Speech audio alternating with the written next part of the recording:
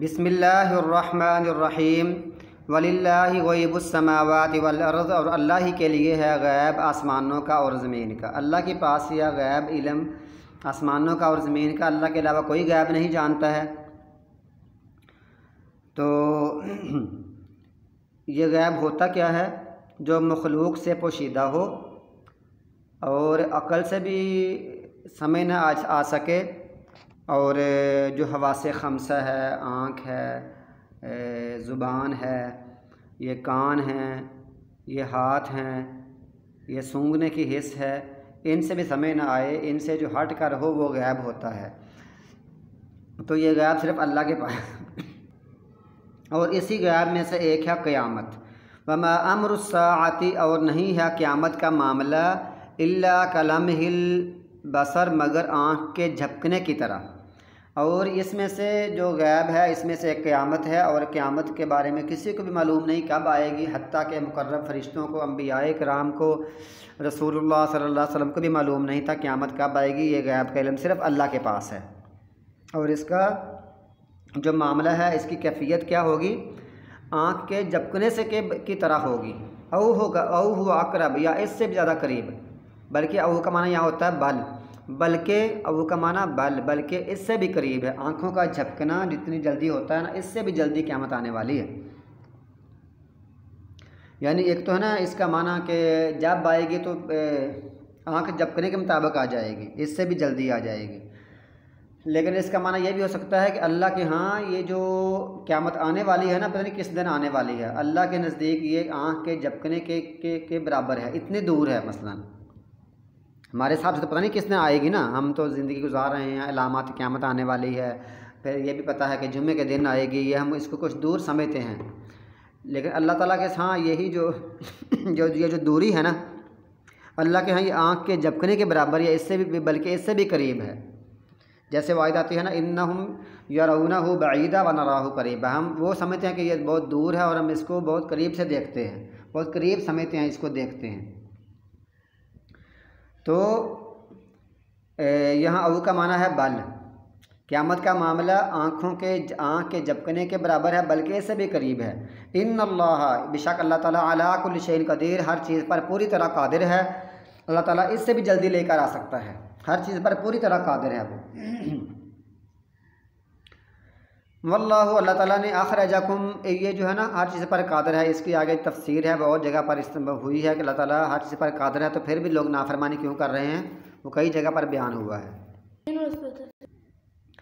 واللہ اخرجکم، اللہ نے ایک اور نشانی بتائی ہے کہ میں خالق ہوں، میں ہر چیز پر قادر ہوں، وہ یہ نشانی ہے۔ اور اللہ تعالیٰ نے نکالا، اخرج معنی نکالا، ایک ہوتا ہے خارج جس کا معنی ہوتا ہے نکلا، ایک ہوتا ہے اخرج نکالا۔ تم کو نکالا من بطون امہاتکم، تمہاری ماؤں کے پیٹوں سے، تم کو تمہاری ماؤں کے پیٹ میں سے نکالا ہے، پیٹوں میں سے نکالا ہے۔ لا تعلمون شیئا، تم کچھ نہیں جانتے تھے، جب نکالا تم کچھ نہیں جانتے تھے، تو اس نے وجعل، اور بنا دیا، لکم تمہارے لیے، السمع والابصار والافئدہ، تو کچھ نہیں جانتے تھے، صرف فطری طور پر اللہ تعالیٰ نے صرف پہلے یہ سکھایا تھا کہ ماں کا دودھ تلاش کرنا، اس کو چوسنا، یا جو بھی چیز ملے اس کو منہ میں ڈالنا، یہی باتیں تقریباً، یعنی ماں کا دودھ تلاش کرنا، اس کے منہ میں لے کر چوسنا، اور ہر جو چیز جو ملے اس کو منہ تک لے جانا، اور ساتھ ہی رونا، یہ چیزیں سکھا دی۔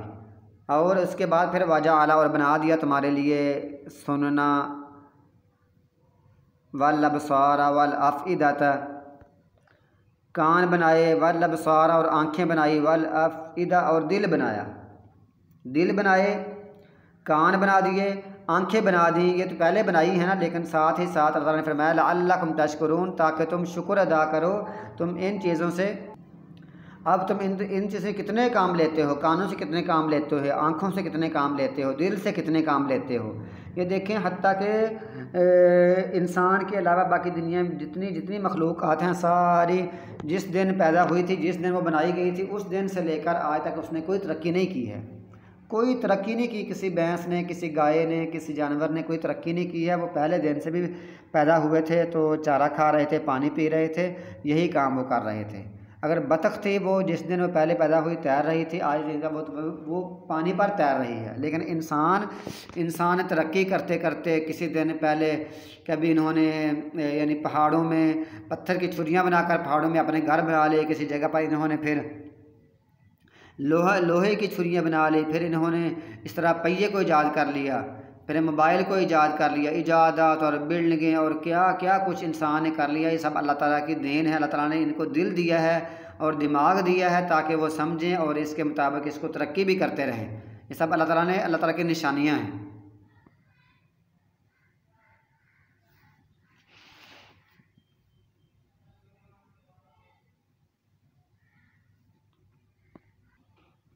لیکن یہ سب کچھ اس لیے ہے تاکہ تم شکر کرو۔ اصل مسئلہ ہے شکر کرنے کا، لوگ شکر نہیں کرتے ہیں۔ الم یرو، کیا انہوں نے دیکھا نہیں، الی الطیر، پرندوں کی طرف، اپنے آپ کو دیکھ رہے ہیں، پرندوں کو بھی دیکھتے ہیں، مسخرات، جو مسخر ہیں، پھر جب وہ سمائی، آسمان کی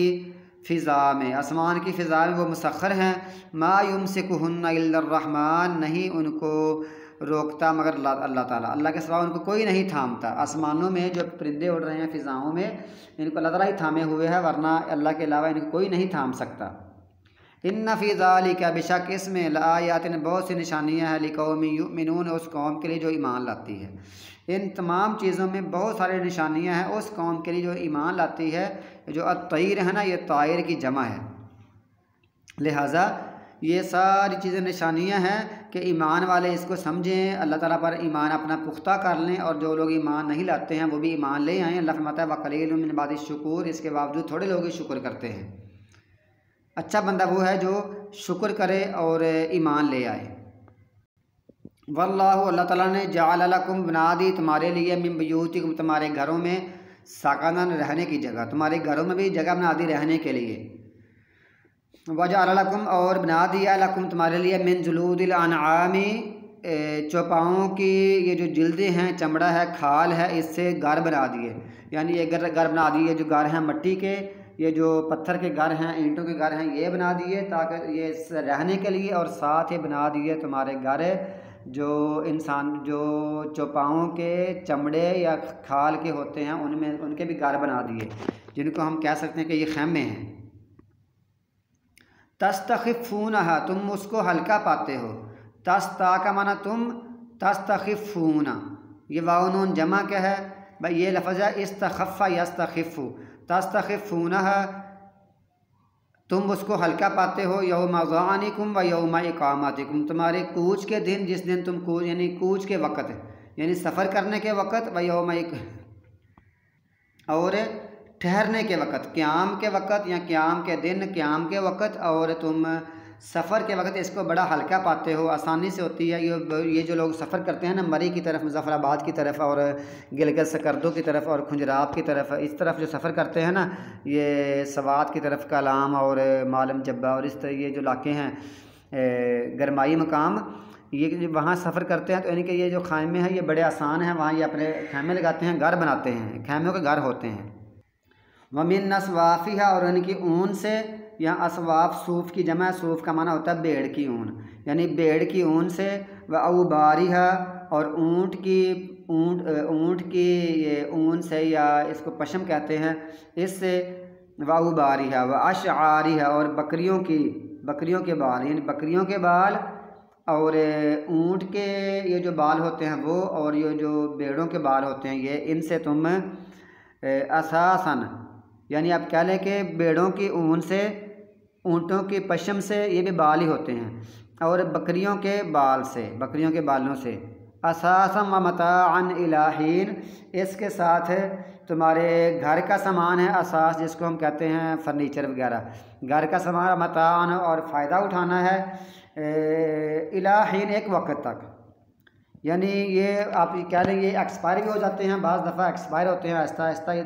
اس کا معنی یہ ہے کہ مرنے تک کے لیے فائدہ ہے۔ تیسرا اس کا معنی یہ ہے کہ قیامت تک کے لیے فائدہ ہے، یعنی کچھ ایسے لوگ بناتے ہیں قیامت تک یہ چلتے رہتے ہیں، قیامت تک یہ لوگ بناتے ہیں، استعمال ہوتی رہتی ہیں، پھر قیامت آ جائے گی۔ دوسرا اس کا معنی یہ ہے جس بندے نے بنایا ہے، جس نے گھر میں خریدا ہے، انہیں کے لیے فائدہ ہے۔ اور تیسرا اس کا معنی یہ ہے کہ ایک وقت تک جب تک تم اس کو مطلب اپنا فرنیچر رکھا ہے ایکسپائر ہونے تک تمہارے لیے اس میں فائدہ ہے۔ اللہ تعالیٰ نے جعل بنا دیا تمہارے لیے بنایا ہے ظلالن سائے، تمہارے لیے سائے بنا دیے ہیں، مما خلق اس میں جو اس نے پیدا کیا ہے، جو اس نے پیدا کیا ہے نا اس میں سے تمہارے لیے اس نے سائے بنا دیے ہیں۔